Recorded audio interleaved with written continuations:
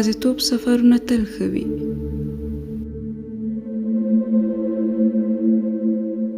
د یو پردي په څنګ کې کښېنې،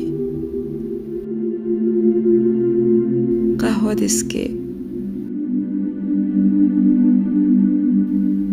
سر دې په څوکۍ ږدې تر څو وخت تیر سي چې خپل منزل ته ورسېږې. خپل دست کول او چترۍ دې راواخلې، د څنګ پردي ته سر وښوروې او ځې.